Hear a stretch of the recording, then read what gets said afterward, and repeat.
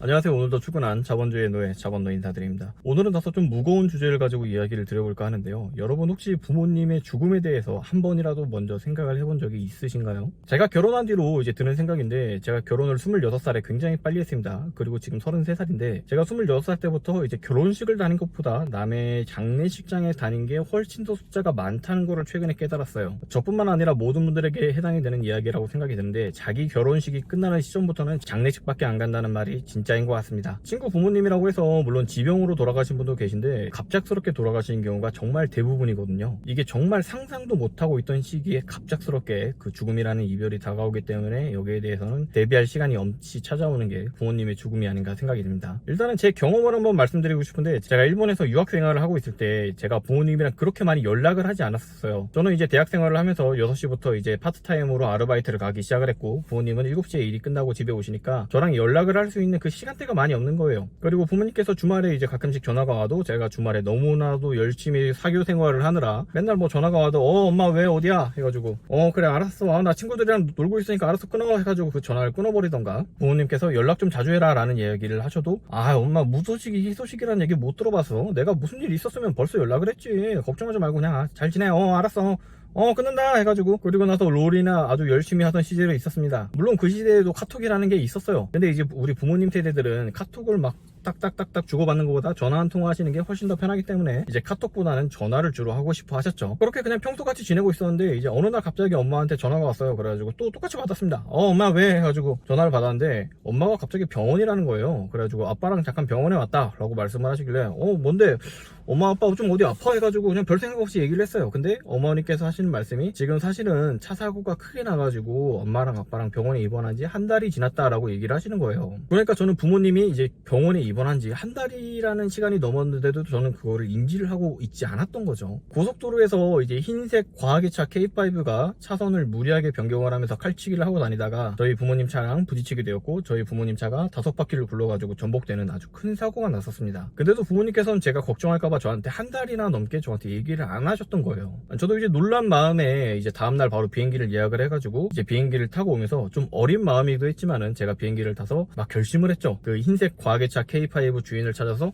반드시 응징을 하겠다라는 굳은 결의를 가지고 비행기에 타서 한국에 돌아오게 됐습니다. 물론 개인정보보호법에 의해서 제가 그 가해 차량의 연락처를 알 수 있는 방법은 전혀 없었어요. 이제 어머니께서는 척추에 골절상을 입으실 정도로 굉장히 큰 부상을 당하셨는데, 다행히 지금은 좀 많이 좋아지셨습니다. 그리고 내가 평소에 무소식이 희소식이네 어쩌고 저쩌고 했던 그런 개소리들이 정말 불효자고 내가 나쁜 놈이었구나 라는 생각이 그때 들게 됐어요. 그리고 저는 그때 20대 초반이었는데, 그때 처음으로 생각을 했던 것 같아요. 우리 부모님이 이때 돌아가셔도 전혀 이상하지가 않은 상황이었구나. 그리고 만약에 부모님이 두 분 다 돌아가셨다면 내가 할 수 있는 일은 뭐가 있었을까라고 생각을 했었어요. 이때가 내가 우리 부모님이 두 분 다 돌아가신다면 이라는 생각을 정말 진지하게 처음으로 했던 시기인 것 같아. 그 전까지는 제가 부모님의 죽음에 대해서 단 한 번도 상상도 해본 적이 없었고, 만약에 그때 내가 대학생인데 두 분 다 부모님이 돌아가셨다면은 나는 장례식을 치를 비용조차 없는 그냥 어린 애였던 거야. 아무튼 그래서 그때부터 저는 현금을 늘 비축을 해놔야 된다라는 좀 강박관념 같은 게 생겨가지고 지금도 돈을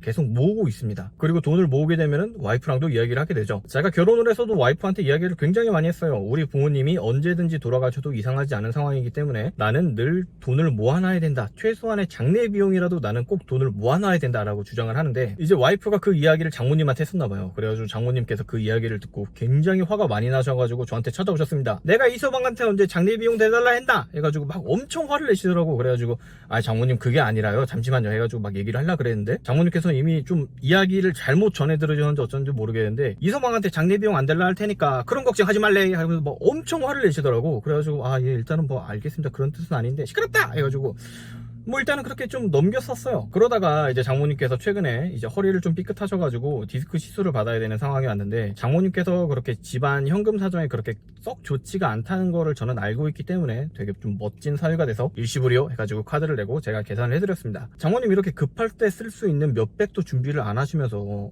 어떻게 장례식장에 쓸 수 있는 몇천원 어떻게 준비하려고 그래요 해가지고 소리를 치고 싶었지만 물론 안 했습니다. 참았죠.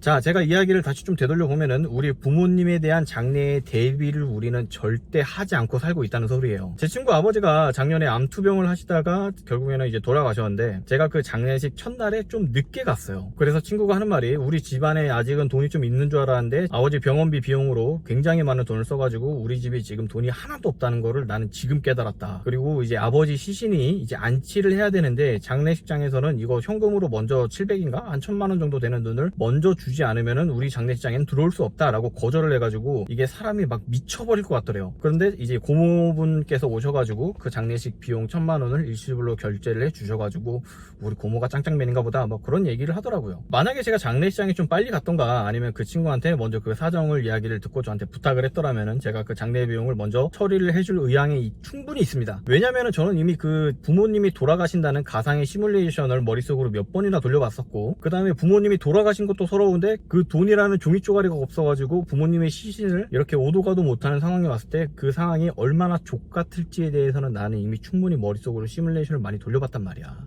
이렇게 친구 부모님이 암투병을 굉장히 오래 하셨음에도 불구하고 이런 죽음에 대한 이별을 미리 준비를 하고 대비를 하기라는 게 너무나도 힘들어요. 정말 건강하신 우리 부모님들도 죽음이라는 게 언제 닥칠지를 우리가 아무도 모른다는 거죠. 왜? 너무나도 부모님은 우리 곁에 늘 계셨으니까. 제 딸아이가 자라는 속도가 요즘에 엄청나게 빠릅니다. 지금 이제 2살이 다 돼가는데 몇 달 전에 비해서 또 다르고 며칠 뒤에 보면 또 다르고 정말 하루하루가 정말 아이가 빠르게 커나가는 거를 느낄 수가 있어요. 그리고 저는 이 아이를 볼 때마다 우리 부모님의 죽음도 조금씩 가까워지고 있구나라는 거를 늘 머릿속에 인지를 하려고 하고 있습니다. 요즘에 세상이 얼마나 각박한데 우리 부모님이 돌아가셨다고 해가지고 뭐 작은아버지께서 오셔가지고 그 장례 비용을 선뜻 1000만원 2000만원을 내줄 거라는 상상은 여러분 진짜 접어두세요. 그 부분에 대해서는 여러분이 이미 충분히 대비를 하고 준비를 하셔야 되는 부분입니다. 정말로 그 누구도 대신 해주지 않고 그냥 안됐다 힘내라 이 정도만 얘기해주지 그래 장례 비용 1000만원 내가 내줄게 라는 얘기를 할 수 있는 사람은 정말 극소수라는 거야. 그렇기 때문에 오늘 여러분들과 이런 얘기를 같이 좀 나눠보고 싶었고요. 재밌게 들어주셨다면 구독과 좋아요 알림 설정까지 부탁드리겠습니다. 그럼 안녕!